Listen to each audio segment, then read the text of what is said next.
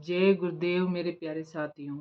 मैं इंदिरा रावत राजस्थान अजमेर से आई हूँ अपनी यूट्यूब फैमिली पर, अपने परिवार के पास में और अपनी बातें शेयर करने के लिए।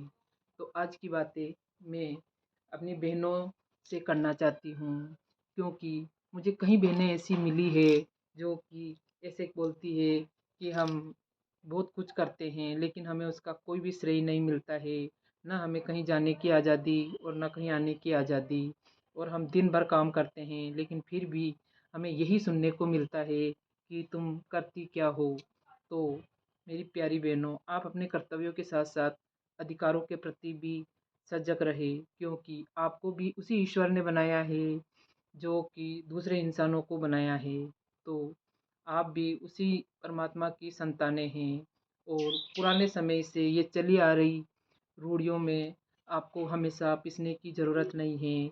सबसे पहले तो मैं आपको कहना चाहती हूँ कि चाहे कुछ भी हो, आप अपने पाँव पे खड़े होने की कोशिश कीजिए। आपके पास जो भी हुनर है, उस हुनर को आगे बढ़ाने की कोशिश कीजिए। और ये बात मैं आपको एक कहानी के द्वारा समझाना चाहती हूँ कि एक सेठ जी थे, और उन सेठ जी ने काफ़ी सारे जानवरों को पाल रखा और रोजीना उनकी देखभाल करता था। और जैसे ही रात होती, वो उन सभी जानवरों को अपने स्थान पर बांध देता था।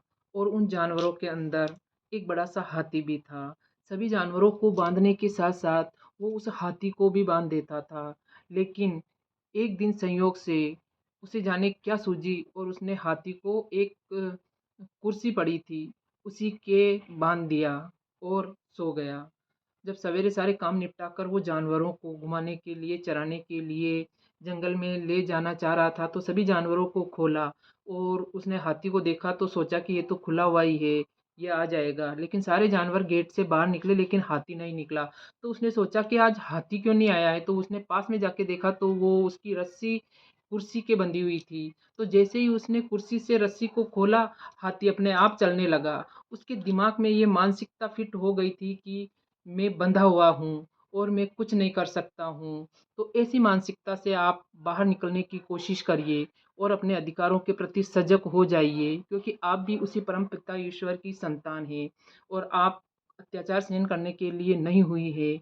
और अपने अधिकारों को पहचानिए आप। तो मेरी प्यारी बहनों, आपको भी ये जीवन जीने के लिए मिला है और यूं ही जाने के लिए नहीं मिला है। क्या अपन इसीलिए इस धरती पे आए हैं कि यूं ही लोगों की गुलामी करके एक दिन इस दुनिया से चले जाएंगे? नहीं, आपको भी जीने का हक है और आप भी अपने तरीके से ज़िंदगी जी सकते हो। इसके लिए एक कदम बढ़ाने की ज़रूरत है, और वो कदम सिर्फ आप ही बढ़ा सकती है और आपको ही पहल करनी पड़ेगी। आपकी खुशियों के आप ही जिम्मेदार हो।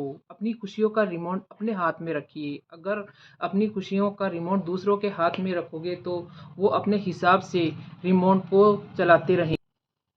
तो प्यारी बहनों, आप मेरी बात से कहाँ तक सहमत हैं? अगर आप मेरी बात से सहमत हैं तो लाइक और कमेंट कीजिए, और मेरे चैनल को सब्सक्राइब नहीं किया हुआ हो तो सब्सक्राइब कीजिए। इसी आशा और उम्मीद के साथ, आपकी इंदिरा रावत। जय